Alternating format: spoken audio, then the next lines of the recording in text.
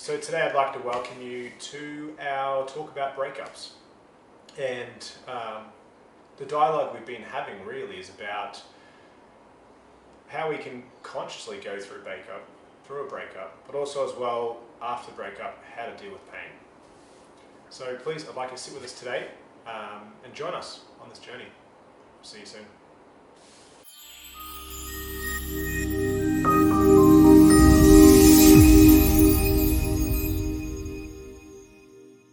So today is about breakups. Topic was breakups. We saw them yesterday. Did you get that? I saw it. Okay, cool. Right. We start with that one. I've got a bit of a different spin on it. I bet you do. Yeah. You always do. What a surprise. What's Marie's going to say now? Yeah. I sort of came from it from the perspective of why people don't break up, even though they know that the relationship isn't serving them, which ultimately then creates the potential for a breakup, or they continue to sit in a relationship that doesn't serve either one, and once again that inauthenticity then starts to come out, and then there's resentment to itself and the other person, and creates that further separation. So it's still, in a sense, they're in a relationship, but they've already broken up.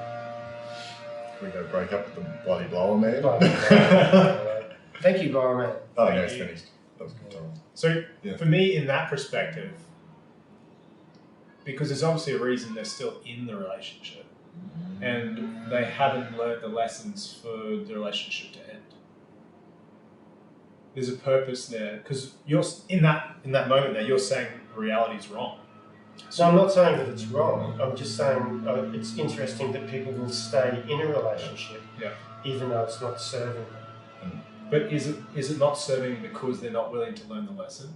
Well, I see from that perspective. Well, what does that mean that it's not serving them? Yeah, there could be an avoidance of the lesson. Sometimes it's easier to stay in, and then in that comfort zone, play the avoided role in the relationship, and then not participate. Yeah. So in a sense, they've already broken up. Yeah. Well, they're physically there, but not mentally there. Yeah. A lot of people, emotionally. they're physically doing that. And we see that. You know, you do see it just in maybe in your own relationship, but usually notice it in other relationships. You guys, like it might be, I'm just waiting for the kids to grow up. It's classic. Kids turn 18 out the door. Yeah, and then everything changes. Now we're at the empty nest, and now I've actually got to learn to be with you. I had that experience with my ex-wife. It was like, these kids leave, I'm stuck with them. I hope she's watching. But yeah, I had that thoughts myself. It was just like, holy shit, Behaviours also create payoffs though too. So even bad behaviours. So I mean, for whatever reason, they are getting something out of that there is value. process. It is serving them to some degree. Doesn't mean those processes help us in the long run, but you get stuck somehow, and they don't see there is or lessons. I don't know, but they're getting something out of it, aren't they? Maybe. Yeah, there's that fear of the unknown too, because this better the devil you know. It's a classic saying. Of course. I know what's here, what's out there. Oh, I don't know. Yeah, and so when we talk about breakups, we normally talk about a relationship, but it's really around breaking something up within me in that change process. That's what when I started, original thought was, and so now it's that loving partnership, whatever that, that's the initial thought construct I went to, two people coming together and then that breakup. However, my mind wandered quickly then to breakups I've had with friends. And then I sort of started to, and within that, what you just said, Maurice, as I started to change over the last few years and my thoughts and different situations, and I started to recognise the world pushing me a certain way, and I finally started going, hang on a second. And as I made changes within myself, I realised a lot of my relationships were no longer serving me well. And I had to have breakups with mates that I dearly loved because we weren't helping each other, Rations. and I had to separate from them. It was quite strange, quite emotional, and it still is. And every now and then I check in with them just to say, and I'm like, oh no, that still needs to be over there. And They're the sometime friends.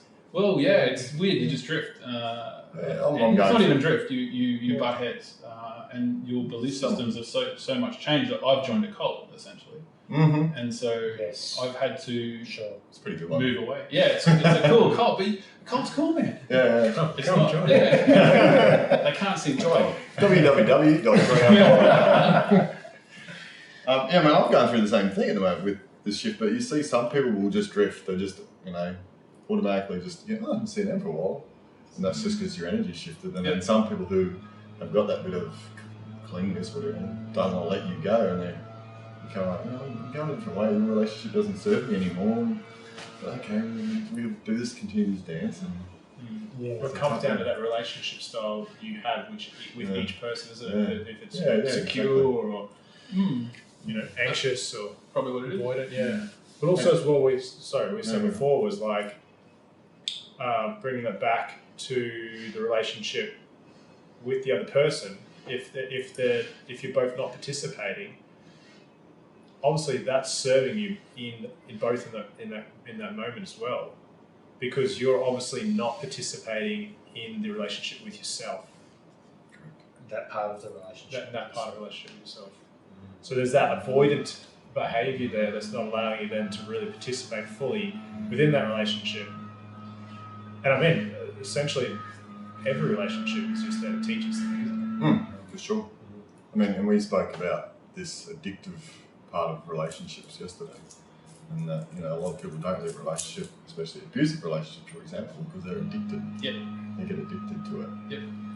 Drama sometimes. So the drama. Well, I'll give you an example. My ex-relationship, she was quite probably most likely a narcissistic personality, and it wasn't until I went to a counsellor and said, "This is what's going on," and he went, "She got you on a roller coaster ride like a drug addiction. She had this massive high, this really awesome chick, fantastic, heaps of sex, great times, and then I'd be craving that back again."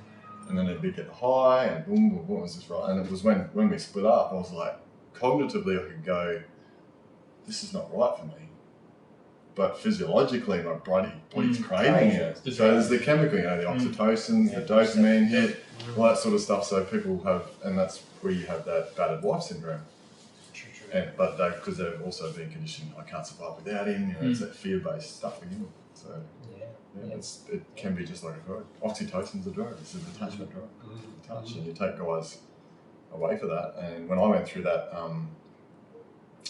men's course of breaking up in a relationship, one of the things they said is go and get yourself a massage regularly, so you're getting that oxytocin hit, that release to keep, because you're not having any physical contact, especially if you're away from your kids as well. Some guys don't get to see their kids, so complete disentanglement or disengagement from physical touch. And that sort of feeds into that physical intimacy component. Like if you're not having physical intimacy with another, to still have physical touch, and that's really important. Whether that be through a massage, whether it be through going to the gym, through an animal.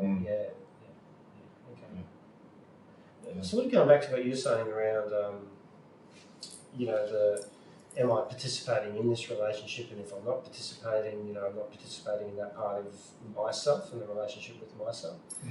Can we also then, because initially we start to look at relationships as being two people and the breakup between two people, can we bring it back to maybe a singular perspective that what is this relationship that I'm having with myself? And as Nathan, you've changed, Nathan, that sort of thing.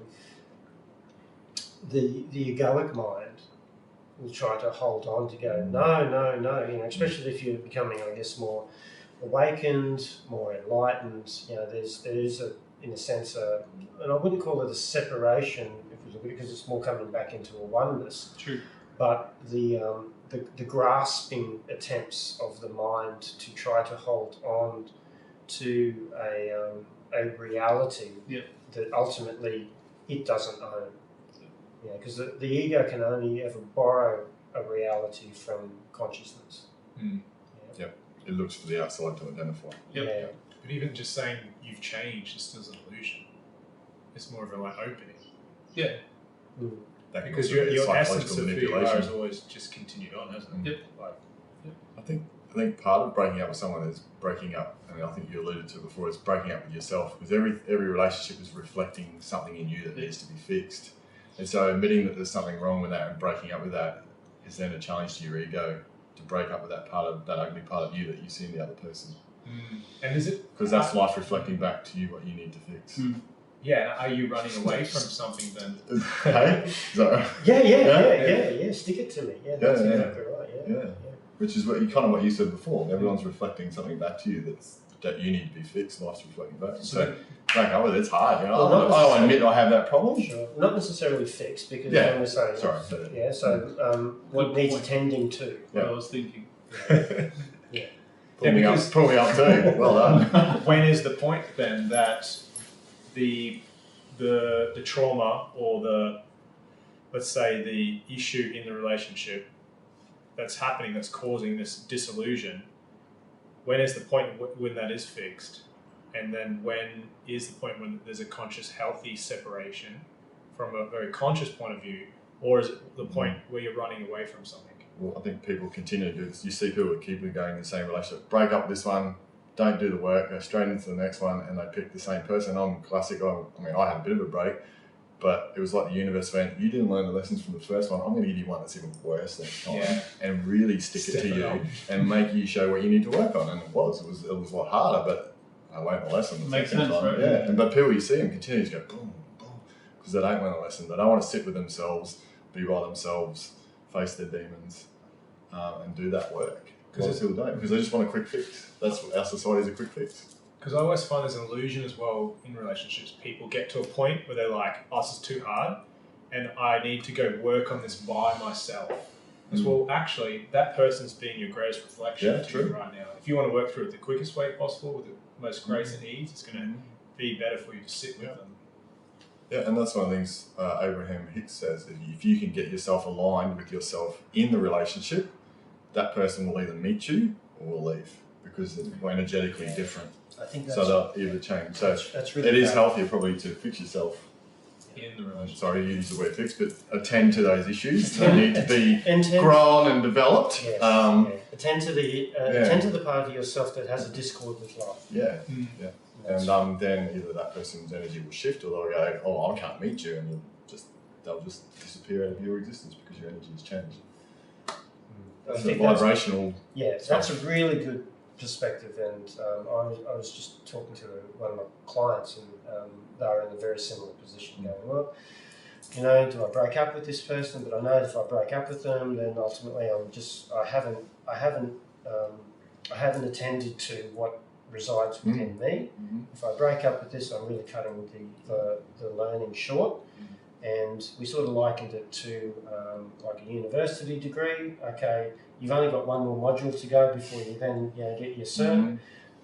If you cut this out and then you go and study at another university, you might have to do all of those modules again to get to where you were already at. Yeah. So then the decision was, okay, well, I'm just going to continue to work on myself.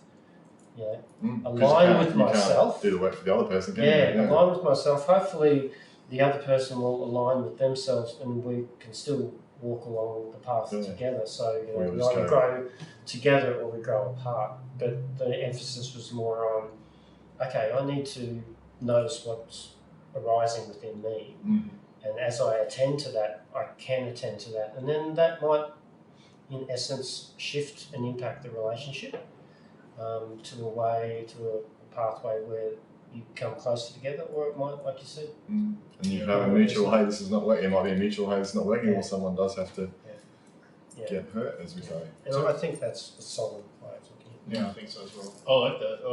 I've envisaged over time of actually seeing that in terms of my relationship with my wife.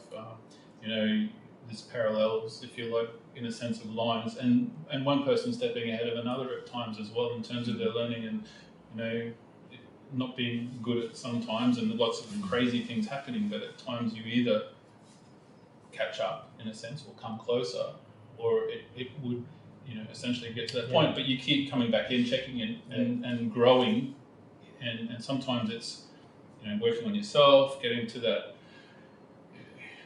But say that level, then they can catch up. Then they can go, all right. Well, we need to work together again. I need to check in on myself. That's but saying that, there is situations where you shouldn't stay. Like if you're a man or a woman getting beaten, don't stay. I can fix myself while I'm getting bashed up. I'll just align myself. I'll align myself while he's beating me, and it'll all be over. But or she's beating me. In a practical sense, you can do that. So let's say, for example, it's on a subtle way. It's someone's communicating to you in a way which is abusive. Yeah. Without a physical, you can say to them, "This is the line. This is no longer. If you step over that line, I'm out." Yeah. But if you want to meet me in this space and we stay together, you don't cross that line. This is my boundaries now, and this is my safe place. And then they can either stay in the relationship and meet you there, or then that's saying to them, okay, you can leave now. And I think that's the same on the more extreme abusive level. You can say the same thing. Well, this is the boundary, no more. That's a strong place for someone to get to in that position, because you have to go from a victim to taking control of your life. And when we look at attachment theory, so here I am trying to create a secure attachment with self. So and where that secure attachment then creates is those boundaries. So where we have values, we then create boundaries as well. It can be, it's a challenging space, if you don't have a secure attachment to begin with, to then learn that I can actually trust myself, because there's trust, once again, in self and the confidence to then say that. And some situations people don't feel safe enough to say it. Some people don't feel as though they can trust themselves because, in a sense, they've believed the scripts that others have then given to them. That's what you were talking about yesterday as well. Well, I mean, classic me. Split up with my ex-wife, moved back to Townsville, was living with my parents for a while, and just went, holy shit, now I know why I picked the women I did. I saw the dynamics of my parents, and I was just replicating the programs. But that was that whole awareness stuff. So there's a lot of people like, I wasn't aware of things like gaslighting. And you're not aware of it. A lot of people aren't aware of these psychological, and psychological trauma is worse than physical. In a sense, it's harder to recover from. You can put both to a degree, especially if it's over a long time. And like I was talking to Damien yesterday, I went out with this girl, and she was beaten and abused for 20 years, and you don't just get over that psychologically.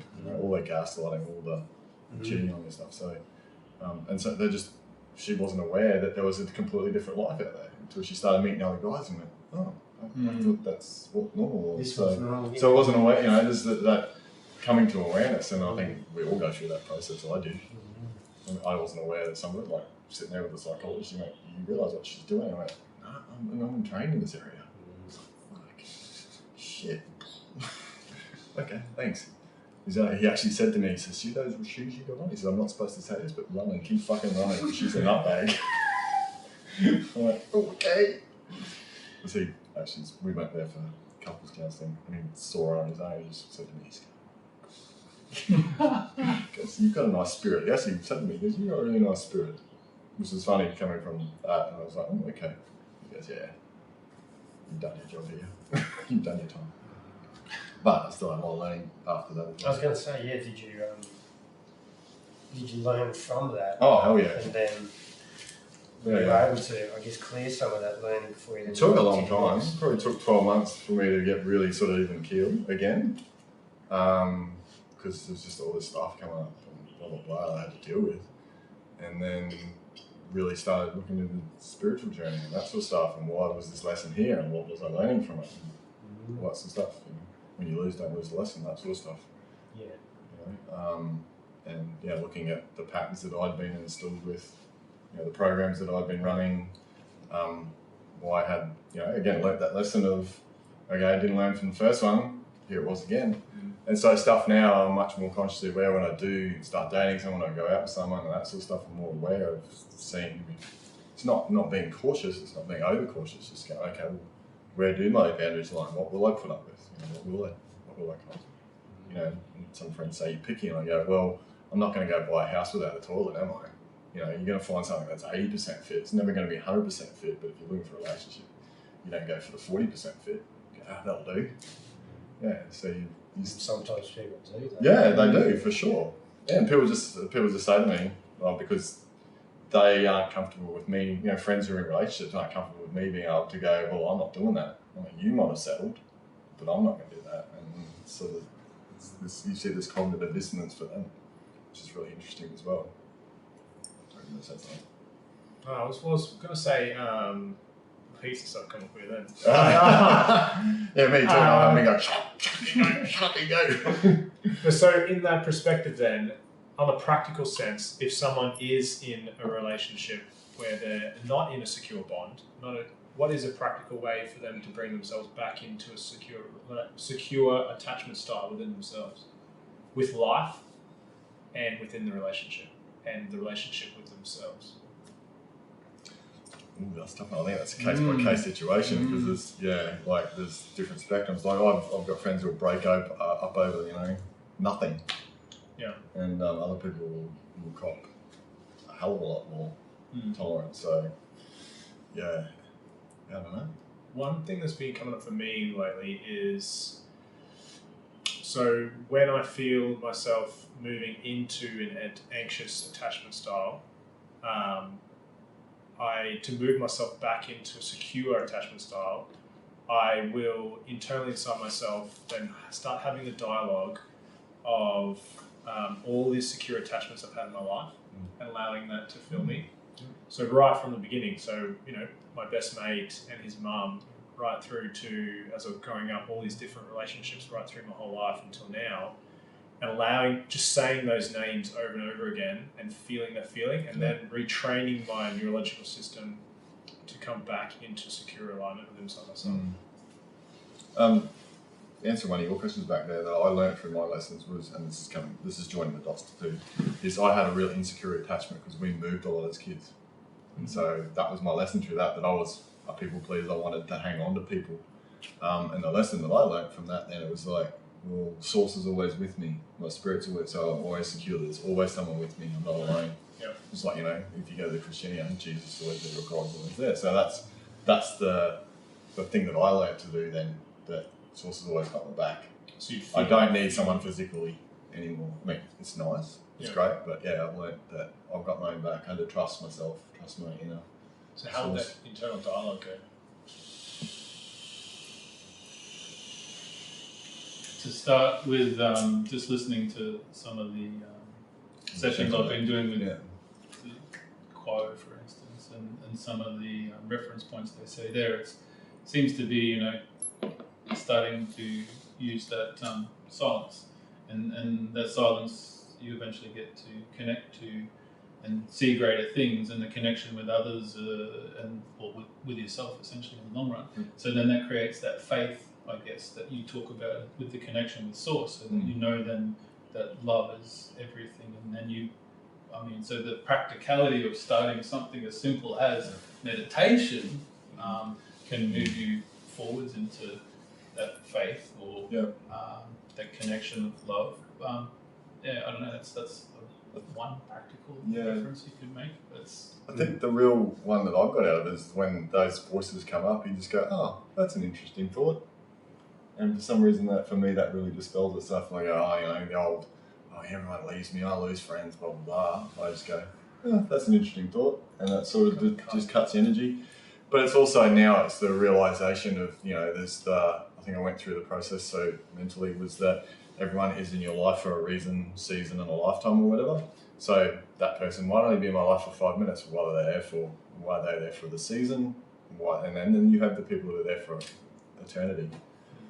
So I think that was one of the cognitive things that what is the lesson in me having this person and they've left, and what is the lesson in me having all these moves as a child was to learn to be securely attached with myself. So it's that really learning to learn the lesson. But that all comes with awareness. I wasn't aware of that for a long time. I think having those challenges, which is obviously what the universe is, and some of those, like those posts we put up the other day, some of those challenges have been, we asked for that when we came back to learn that lesson. So I didn't learn it in the last lifetime, or I didn't learn it properly or whatever. So but that comes to that awareness, which has been the journey to get to this point. That's how to gain that awareness. And what you said, was part of this episode I was listening to, whereby they were suggesting, by sitting with those old thoughts that were negative, if you like, or counterproductive, it is to go in and summon those feelings and thoughts and sit with them, and then purposefully try and sit with the opposite thought. If I'm having this thought, go and experience whatever it was that's not helpful. Now think of the opposite emotion, and now feel that and overfeel, overexpress it, so you can differentiate. Yeah. And apparently, practically, that may help us to I learned a new technique the other day called the hammer technique, which does something very similar, where it's doing the left brain thing, and you have the good emotion here, the bad emotion here, and then you swap it around and you keep juggling it around, and eventually the brain just goes, oh yeah, right. And then it reprograms it. Reprograms it, melds it so that it's now... It's part of the dynamic neural reprogramming system that people are using now to reprogram them for traumatic stuff. So it's very EFT-ish.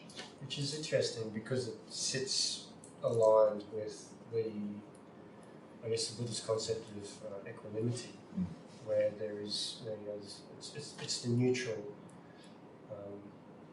it's the neutral attending to whatever is happening. So nothing's good or bad. Yeah, there's no good or bad, but in a sense we're not trying to neutralise it and numb it or anything like that. We're still feeling it. I think it's balancing it. But it's balancing it, but also seeing, there's a concept that thoughts and emotions are indicators of something of a deeper nature.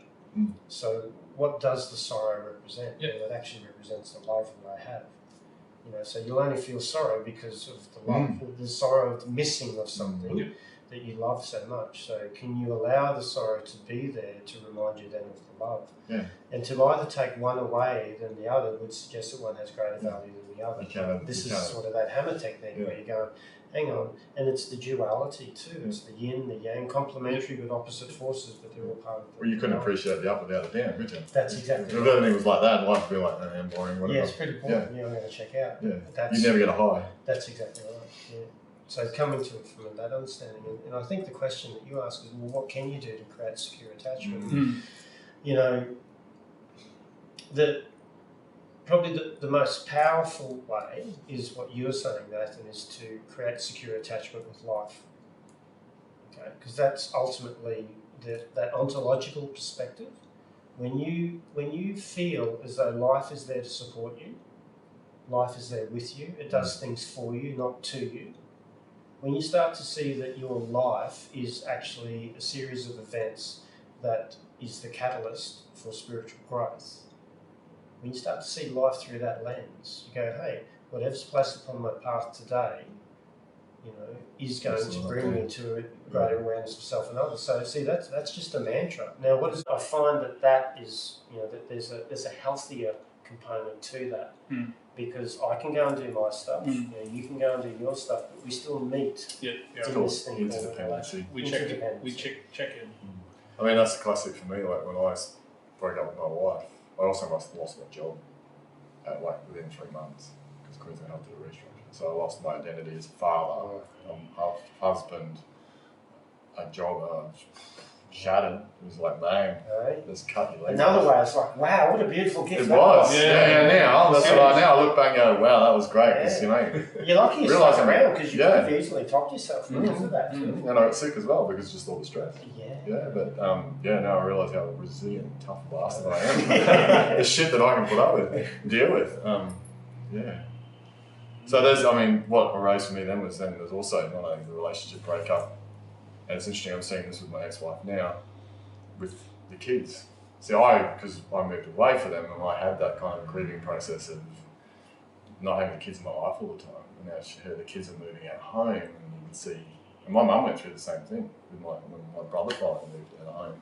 So there's that relationship breakup where the mother especially has got this codependency, especially if they're the primary caregiver. You see that relationship kind of break up, not just male, female, sexual partner, whatever they call it. So that happens as well. One of the practical things that I learned the way I'm breaking up, and we talk about that addiction and firing and wiring of nervous system, is like had to cut all the Facebook, all that social media, and then even distance myself from some of those people that were then associated with that person I was breaking up with, so I didn't keep triggering those, which can be hard. Like my ex-wife, I didn't talk to any, and I was really good friends with plenty of their family, and it was 2 years, I just went, can't do it.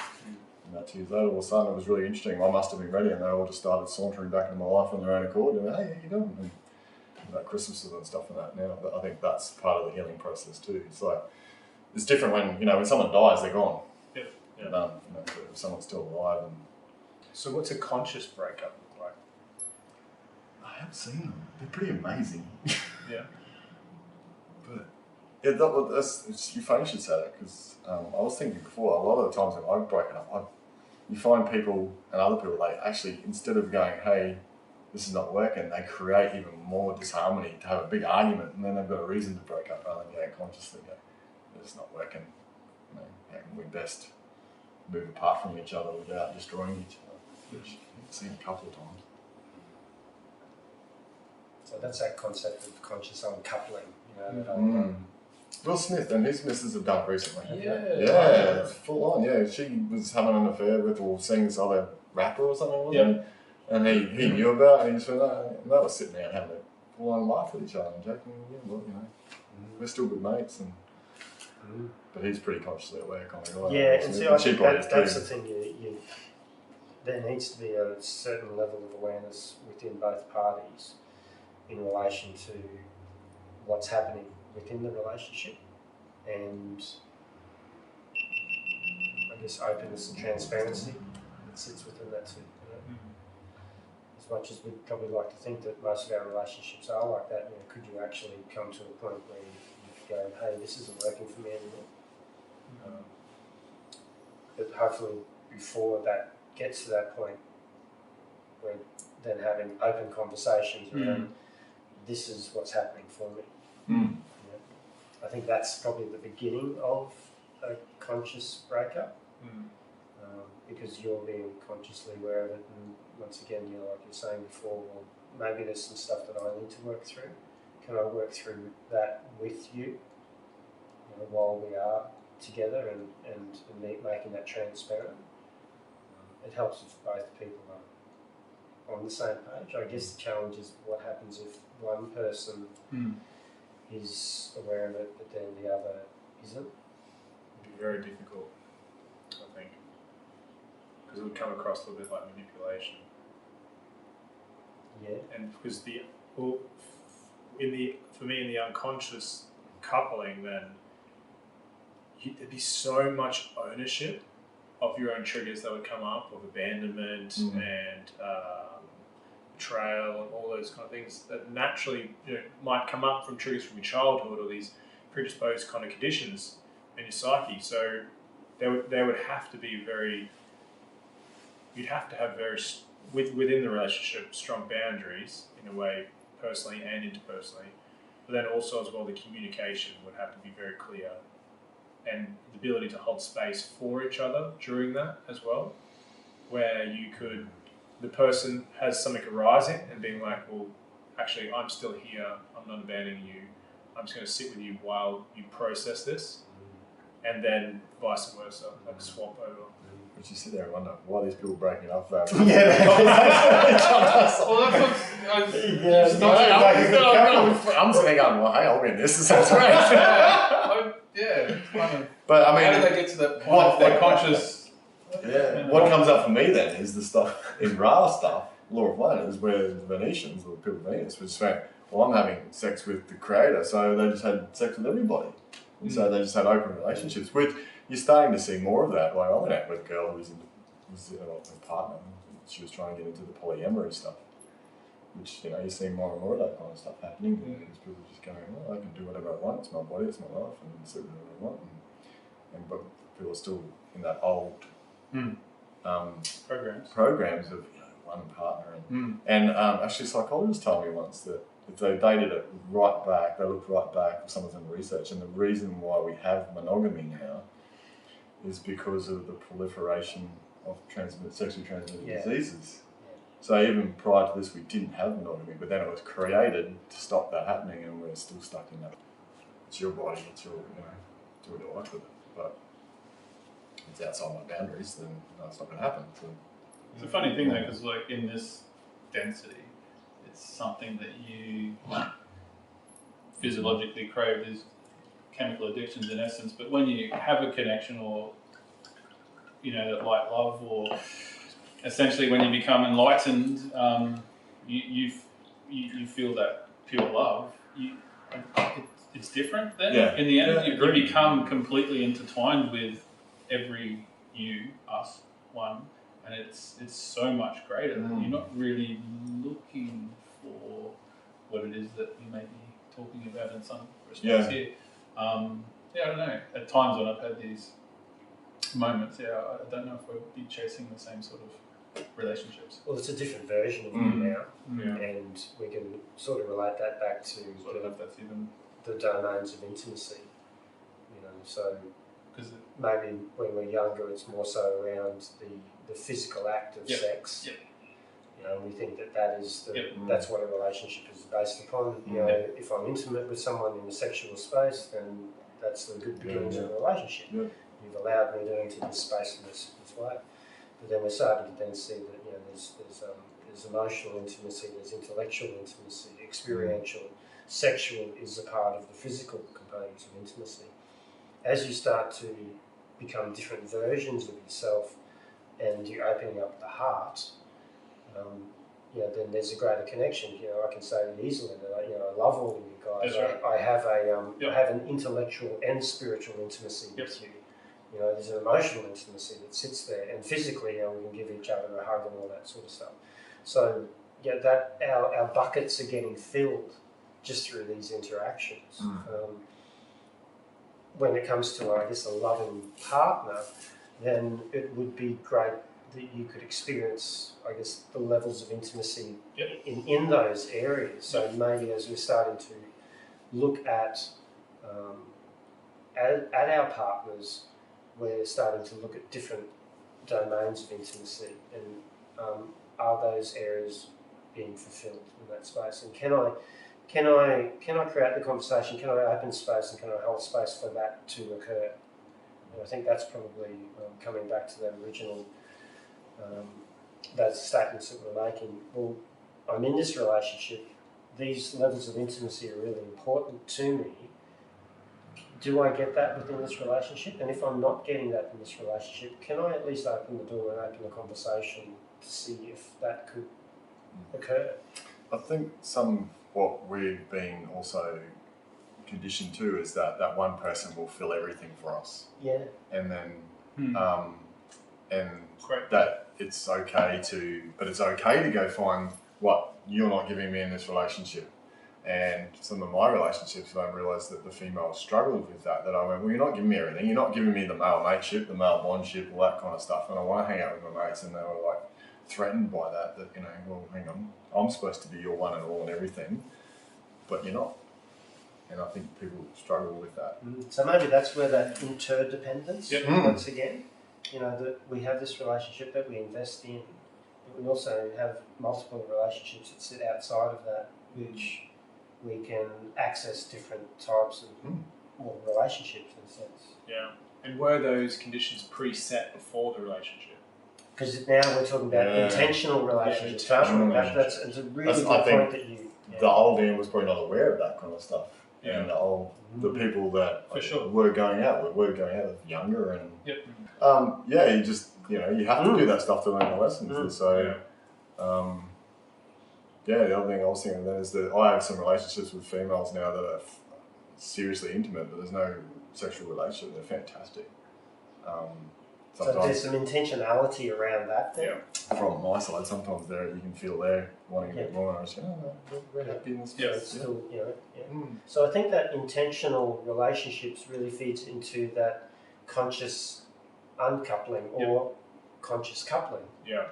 So then you kind of then... What we're talking about before is taking the time in between the breaks between relationships to understand what your natural boundaries are, what your values are, and your intentional relationship you want to create.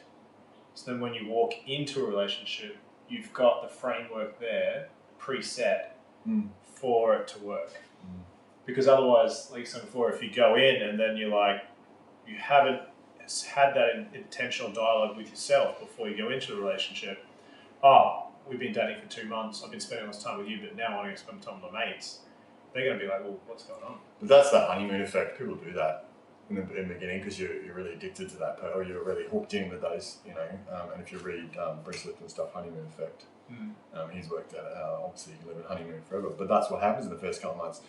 You know that you're out with your mates, but all you think about is this new chick you're with. Yeah. But if you're conscious of that, then you can reverse engineer that. But that comes with that awareness, and experience, and you know, I'm thinking back to like one of the things Abraham Hicks was saying, which I kind of was a bit funny. But she goes, you know, it's like getting a taxi. You get in, you don't like this ride, you get on the next one. Get in, get in. But I think what her point was that you're taking the lesson on, right, I've gone on this taxi ride. This is what I don't like about this one, and then you fine tune those boundaries, all those desires. And then the next taxi should bring you all those things, and then the next taxi again. But we've been, again, and especially young girls, the Prince Charming thing. Yeah. We've all been programmed, especially our generation, maybe not this generation so much, that you read the book, you know, and it's happily ever after, but you never hear what happily ever after is, do you? It's the chase, it's the catch, it's the honeymoon. And then what happens? Life happens, shit happens. You have kids and all that sort of stuff, and that's the lessons, you know. And they show you that most marriages break up when kids get to that age between 7 and 13, when they're starting to form their identities and get really difficult.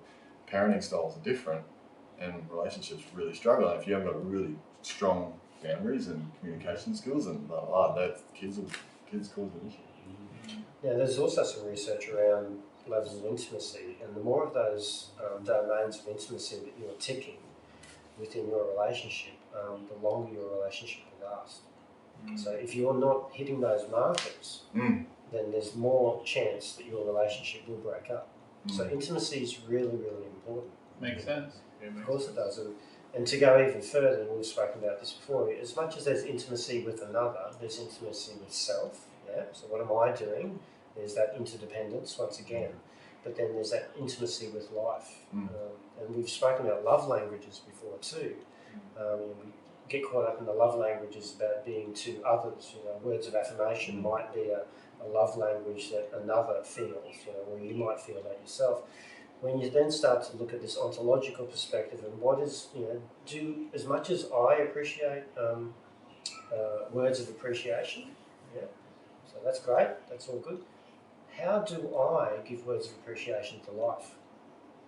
You know, do I you know, man, this is just a beautiful day, thank you. Thank you, life. That's something I'll start to learn to do. You know, because that thing that lives you, it's bigger than you.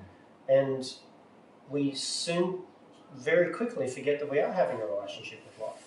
You know, and if we're not appreciating life, then that relationship depreciates. We're not even acknowledging it. Some of us don't even acknowledge it.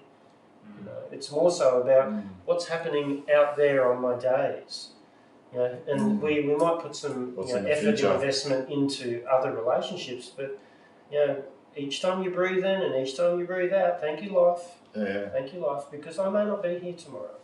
I see it now. That's quite consistently what you're saying. Then you know, I've rammed such a big period of learning in a small portion of time in my own. You're ready to be ready, sir. and you know, the more I appreciate every day just that existence, the more my relationships with anything is just increased. The experience, the levels, the intimacy is just incredible. It's so beautiful. And it's that life that you've got to enjoy and every day appreciate. So what's a practical way to do that then? Gratitude. I just think gratitude is the most simple way. Isn't that the next one above writing the scale? Okay, is it gratitude, compassion? Then love, compassion, gratitude. Yeah, I think enlightenment sits up there pretty. So for someone listening, how would they do the gratitude? I think end of the day, you write it down. First thing in the morning. Intention. So once again, intentional. So we're talking about intentional relationships. My intention is that I'm going to look for gratitude throughout my days because your attention is driven by your intention. I've never done it, but I've seen people they write it on their mirrors. So first you look in the mirror and then the words are there, and so you're automatically reading it. Now the thing is that I can. So from a neuroscience perspective, gratitude exists in the prefrontal cortex, which is great. Okay, releases dopamine, Yeah. but that's just a thought. Yep. What you want to do is you go. So the way that I look at it is, Action. what am I grateful for? Yep.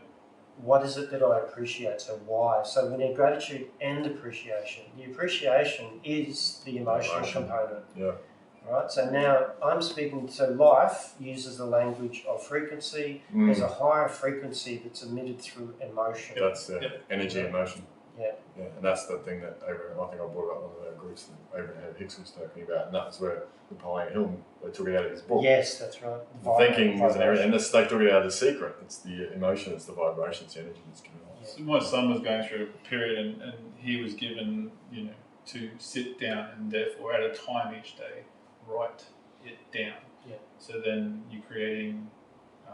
I think maybe it's important. Like you can say it and think, okay, I'll do that, but you don't create that moment. Or if you get the diary and the pen and put it somewhere near your bed or something, you each day just write your intentionally what you're grateful for on your watch. Yep. Thich Nhat Hanh at the Plum Village. Plum Village. Yep. Every hour. Yep.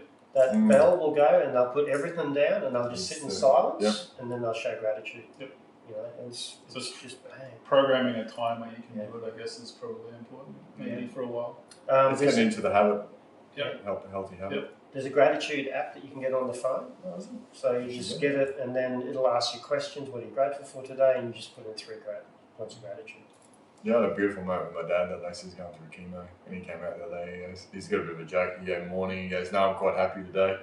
And I said to him, "Well, you're alive at least." He goes, "Yeah, that's a good point." And I woke up and I went, "Yeah, see?" It was like this amazing moment of like all those years of training to be grateful, whatever, and be aware of what was happening in the morning when he's come out. It's really good. Yeah.